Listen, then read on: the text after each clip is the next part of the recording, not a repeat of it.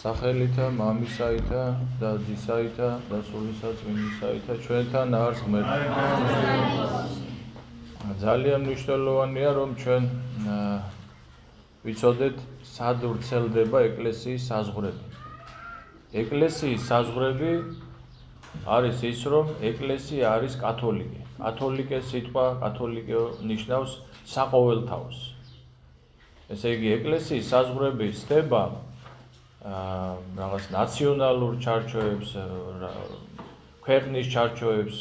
იურიდიულად რა თქმა უნდა საქართველოს ეკლესიას თავის საზღვრები აქვს, მაგრამ ეკლესია არის კათოლიკე, ანუ საყოველთაო, რაც ნიშნავს იმას, რომ ეკლესიის საზღვრები ამ მიწაზე არ შემოიფარგლება და დღეს წმინდა ეკლესია აღნიშნავს ყოველთა ღირსთა და ღმერთშემოსილთა მამათა ათონის წმინდა მთაზე გამწყინებულთა და ყოველთა წმინდათა რუსეთის მიწაზე გამწყინებულთა. აი ამ წმინდანებს მოისენიეთ დღევანდელ დღეს წმინდა ჩვენი ეკლესია, შეგვეციოს მათი ლოცვა, მეოხება, არ მოგვაკვდეს. კიდევ ერთხელ ვამბობთ, რომ ადამიანს შეუძლია ჩვენ კი ჯერ იმდენი ვიყავთ ჩვენი წინაპრები, წმინდანები, რომ რამდენი დღე უნდა ვიყოთ ამ ქვეყანაზე, რომ თითო დღეს თითო წმინდანს რო თხოვოთ ჩვენ წინაპრებს, ჩვენ წმინდა წინაპრებს, ჩვენი ცხოვრება საკმარისი იქნება, მაგრამ თუ კი რამე ჩვენ გაგვიჭირდება, ჩვენ უნდა ვიცოდეთ, რომ კიდევ ერთხელ ვამბობ, რომ წმინდანების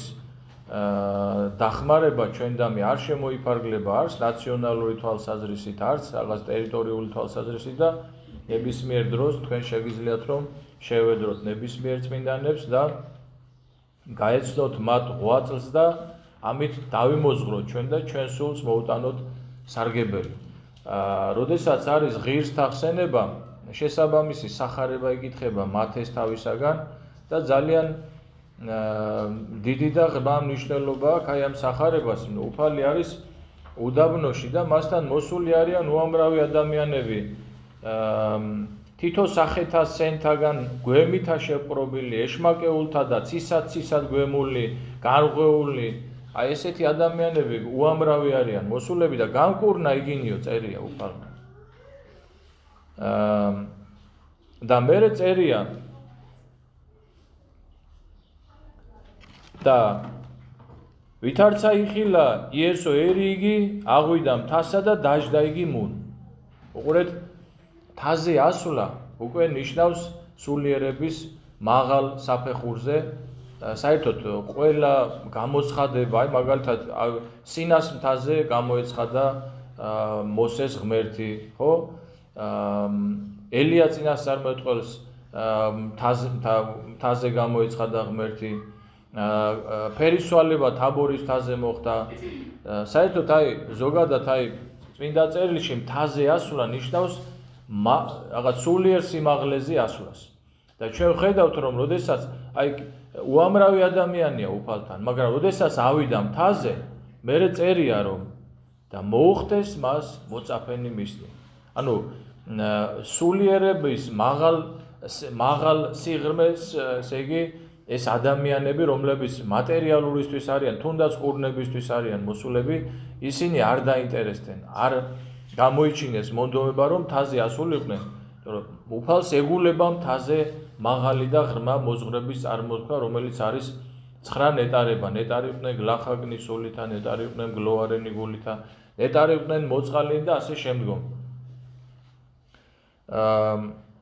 და ჩვენ რომ ვიცოდეთ ახლა, თქვენ რომ დასვათ კითხვა რომ უფალს არ უნდოდა რომ ეს ხალხი ყველა ასულიყო მთაზე? რა თქმა უნდა, უნდოდა უფალს. უფალს უნდა რომ ყველამ უფრო ღრმად ჩაწვდეს მეცნიერებასა დიდებისა ღმრთისასა, როგორც წერია ერთ ლოცვაში, რათა მივიწივნეთო დაბანაკებით ამათით ანგელოს და მეცნიერებასა დიდებისა ღმრთისას. ანუ ღვთის შემეცნება არ შემოიფარგლება. აი აქ საზღვარი არ არის. ღმერთი უსასრულოა. ადამიანის უსასრულობისკენ არის მოწოდებული და შესაბამისად ღვთის შემეცნების საზღვარი არ არის. უსასრულობამდე არის ღმერთის შემეცნება და აი ყველას მოუწოდებს.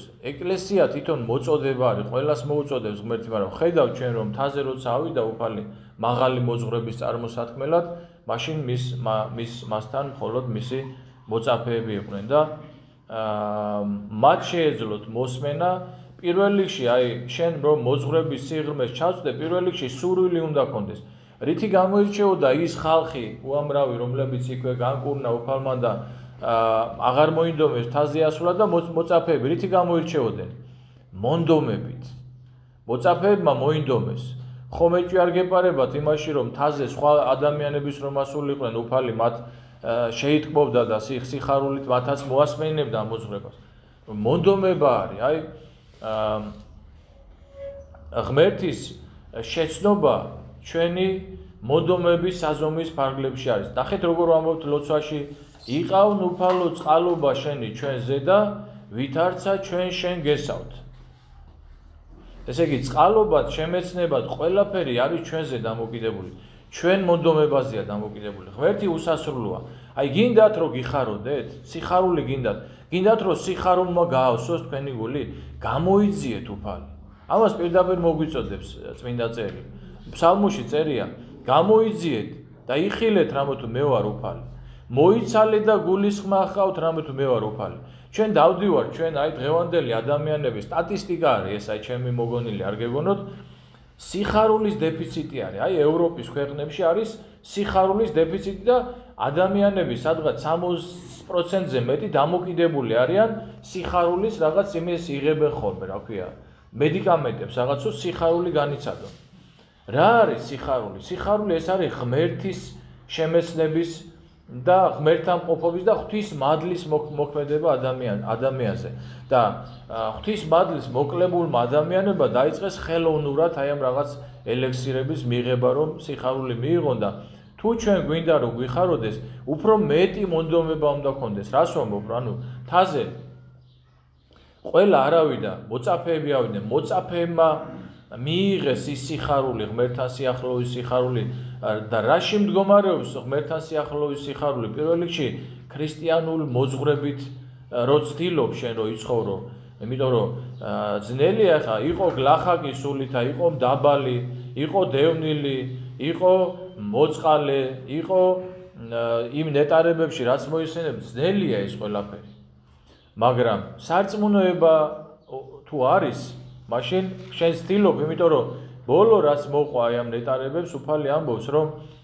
გიხაროდენ და მხიარულიყვენით უყურეთ აი სიტყვა სიხარული თქვენ გიხაროდენ თქვენ გიხარიათ ვინც იცით ქრისტიანული მოძღვრება ვინც იცით რომ ეს წუთისოფელი ტანჯვის არის და არა აქ სასუფეველი აქ რომ მოაწყოს ადამიანმა ვინ გაიფიქრებს მაშინ მერმისზე სპეციალურად არის ეს ყველაფერი სასუფეველს როგორ მოაწყობს შენ როცა განჩინება გაქვს ესეთი ღმერთისგან რომ ოფლითა პირითა შენთა სჭამდე პურსა შენსა და ეკალს და კუროს თავს აღმოგიცენებდე შენ მიწა და ტანჯვა შემოვიდა სნეულება შემოვიდა სად იყო ესენი ყველაფერი 64-ში არც შიმშილი იყო არც ტანჯვა იყო არც სნეულება იყო არც წუხარება იყო არამედ სიხარული იყო და ცხოვრება დაუსრულებელი მაგრამ ჩვენ მოვაწიეთ ჩვენ თავს და ეს რაღაც გარკვეული ეპიდემია არის ხო ეპიდემია რა არის აი ადამიანი რომ აღსარება სიტყვის და გარკვეული იმას აძლევ აი ამდენი ხანი დაუშვათ ამლოცებს კითხულობ მეტანიებს აკეთებ არეზიარები თუ ასე შემდგომ ხო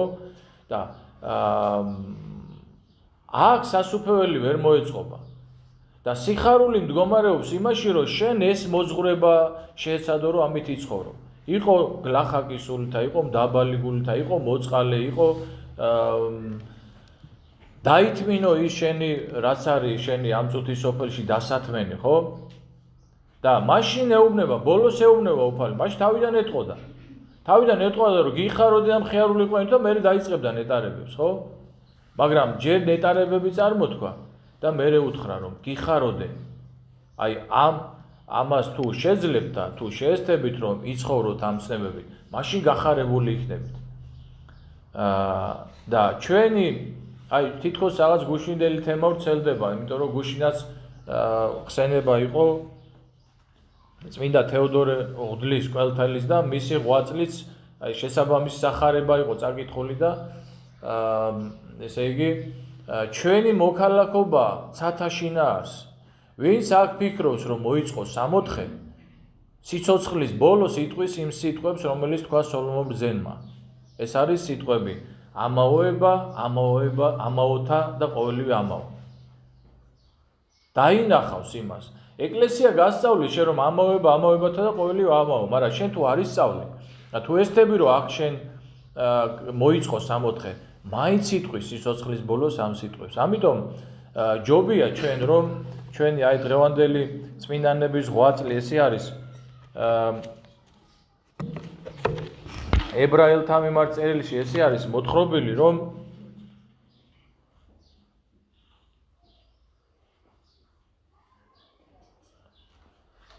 ხოლო სხვანი ტანჯვითა და გვემითა, აი წმინდანები როგორ ცხოვრობდნენ, განიცადეს მერმე ყველად ბორკილებითა და საპყრობილითა ქვითა განიტვინეს, განიხერხნეს, განიცადნეს, სიკვდილითა מחვილისაითა მოსყდეს, იქცეოდეს ხალინებითა და თხის ტყავითა, ნაკლულევანი, ჭირვეულნი, ზვირხილულნი. აი ესეთი იყო წმინდანების გზა. ამიტომ ჩვენ უნდა ვიწრო გზა უნდა შევიყვანოთ, იმიტომ რომ წარსაწმედელი გზა არის ფართო. უნდა იცით რა არავინ არ ჩვენ მოძღვრები მაგალითად არასწორია რომ დავუშვათ იმ ტონით გელაპარაკებოდეთ თქვენ რომ იცით რა ესე გააკეთეთ ისე უნდა გავაკეთოთ ყველანი ვარ ბრძოლის ველზე ეს უნდა გავიაზროთ ჩვენ უკანანი წინ იქნებიანო და წინანი უკან ჩამორჩებიანო ჩვენ როცა ჩვენი თავი გვეგონება რაღაც წარმატებული რაღაც საზომში რაღაც სულიერ ცხოვრებაში აი მაშინ უკვე ჩვენ უკან მივდივართ და ყველანი ბრძოლის ველზე ვართ ყველანი ვიბრძვით ჩვენ უნდა ვეცადოთ ხორცში ადამიანი ანგელოზი რატომ ხდება ის რომ ცოცხალი ადამიანი წმინდად არ ირაცხება მიუხედავად იმისა რომ აი მამა გაბრიელი უკვე მაგალითად და წმინდანები სიცოცხლეშივე უკვე მიღწეული ქონდა რატომ არ ირაცხება სიკვდილი ნახეთ დავით აღმაშენებელი რას ამბობს ამ ხელა წმინდანი გალობანი სინანულისანი წაიკითხეთ იმიტომ რომ ხორცში ადამიანი ანგელოზი ვერ გახდება ხორცში მყოფობა არის ბრძოლის ჟამი არის ჩვენ უნდა ვიბრძოლოთ ძნელია სიწმინდე ნეტარიყვნენ წმინდანი გულით რამე თუ მათ ღმერთი იხილო ძნელია სიწმინდე მაგრამ თუ შენ არ გაქვს მცდელობა მაშინ შენ ისე გძინავს როგორც ცალმოში წერია ნუ უკვე დავიძინო მე სიკვდით ნუ სადაც თქვას მტერმა ჩემმა მრევეყამას მცდელობა უნდა იყოს საყვარელო და მონდომება უნდა იყოს აი ამაზე მინდა მე დღეს ყურადღება გავამახვილო რომ თუ თქვენ ფიქრობთ უყურებთ ადამიანს სხვას მაგალითად რომ აი უფალთან ახლოს არის და კარგია რომ უფალთან ახლოს არის და ყველა მიცის რომ კარგია უფალთან სიახლოვე იმიტომ რომ იქ სიხარულია ნახეთ პეტრე იაკობი და იოანე წაიყვანა თაბორის თასს და ისეთი გახარებულები იყვნენ აი უფლის სიახლოვის სიხარულით პეტრე და იაკობი და იოანე პეტრე ეუბნება მოდი აქ სამი კარავი გავაკეთოთ ერთი შენ და ერთი მოსეს და ერთი ელიასო და თვითონ სად მიდიოდა აი უფალთან სიახლოვეში საკუთარ თავს გავიწყებს საერთოდ ისეთი კარგია და საერთოდ სიხარული არის მადლი და მადლთან და უფალთან სიახლოვე და კიდევ ერთხელ ვამბობ რომ მონდომება უნდა გქონდეს აი მოციქულებს მონდომება ჰქონდათ მოწაფეებს თორემ მთაზე სხვების ავიდოდნენ იმათმა მიიღეს კურნება მატერიალური მიიღეს და წავიდნენ არ გმობს იმათ ეკლესია ვინ რა საზომში არის ახლა თვითონ უფალიც არ გმობს ის მოვიდა განკურნა იგინ წერია ყოველი განკურნა ყოველი მისცა იმათ თავისი განა არ მისცა განა უთხრა რომ თქვენ მარტო ამისთვის ხართ მოსულები და მე კიდე მთაზე მეგულება მაღალი მოძღვრების წარმოთქვა თქვენ ეგ არ გაინტერესებთ კი არ უთხრა ეგა განკურნა ისინი წავიდნენ ისინი დაკმაყოფილდნენ მაგრამ შენ თუ გინდა სიახლოვე უფალთან ხო და რაც უფრო მეტად გინდა იყო გახარებული მეტი მონდომება უნდა გქონდეს სინანული უნდა გქონდეს ცოცხალი უნდა იყოს შენი სარწმუნება დაეცი ნუ დააკონსერვებ ნუ შეყროლდეს და დაალპეს ყულებანი ჩემნიო რას ნიშნავს ჩვენ ცოდვებს ხანდახან ისე გადის ხოლმე ეშმაკს აქ ერთი რაღაცა უნდა გითხრათ რა ერთი ესეთი ხრიკი აქვს ეშმაკს ცოდვაში რომ ჩავარდები გაყოვნებს და რას გეუბნება იცი მოიცა ერთხელ კიდე შესწოდავ და მერე წახვალ და ის ერთი დღე შენ შეიძლება აღარ გაგითენდეს დაეცი მოდი აი არის ეკლესია არის მღვდელია რომელსაც ხელმწიფება შენდობა მოგცეს საოცარია თქვენ ამაზე უნდა დავფიქრდეთ უნდა რომ ესე რაცა უნდა გქონდეთ მოდიხარ ეკლესიაში ერთი გლახაკი მღვდელი ნახე ვინმე და შენდობა თუ მოგცა შენდობილი ხარ, გახსნილი ხარ. ქრისტემ მისცა მას ეს ხელმწიფება. რაოდენი შეეკრათ ქვეყანასაზე და კრულიყოს სათაშინა, რაოდენი გაახსნათ ქვეყანასაზე და ხსნილიყოს სათაშინა. აი ეს მარგალიტი უნდა გამოვიყენო ჩვენ და მარადის გიხაროდენო, მოციქული ესე ლოცავს თავის როლს. მოუკლებელად ილოცევდით. ყოველ საშინა მადლობდით და მარადის გიხაროდენო. აი სიხარული არის ღმერთთან სიახლოვის სიხარული და თუ მწუხარე ვართ, ესეც უნდა ვიცოდეთ, რომ იმიტომ ვართ დამწუხრებული, რომ უფალს დავშორდით. როგორ შეიძლება თბილად იყო, როდესაც ცეცხლს მოშორდით?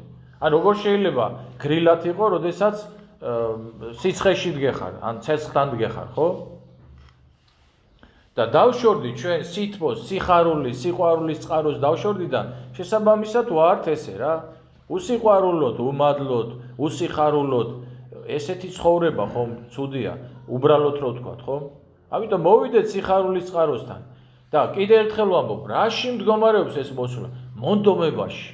ხანდახან მოდიან ხოლმე ადამიანები და ამბობენ, აი მამო, მინდა უფალთან სიახლოვე და ვერ ვახერხებ ამას. ჩვენ იცით რა, როგორი რჩევა არის, იცით? უშვებ და ეუბნები, მოდი, აი ესეთი ლოცვა ილოცე. ქრისტე, შენთან მინდა. ძნელია ეს ლოცვა? ესე ილოცე და ნახავ სასწაულს. და შენ ღმერთი, აი შენმა შვილმა, პატარა შვილმა რო დაგი, მამიკო, შენთან მინდა. რას იზამ? არ გაიქცევი, არ ჩაიხუტები? ესე გამოიქცევა შენთან ქრისტე. თუ შენ ამას მოინდომებ და თუ შენ იტყვი რომ უფალო შენთან მინდა, ქრისტე შენთან მინდა. ეს არ არის რთული ლოცვა და რაღაც ღრმა საღვთისმეტყველო. ორი სიტყვა არის, ხო? თქვათ ესა და თქვენ იქნებით გახარებული.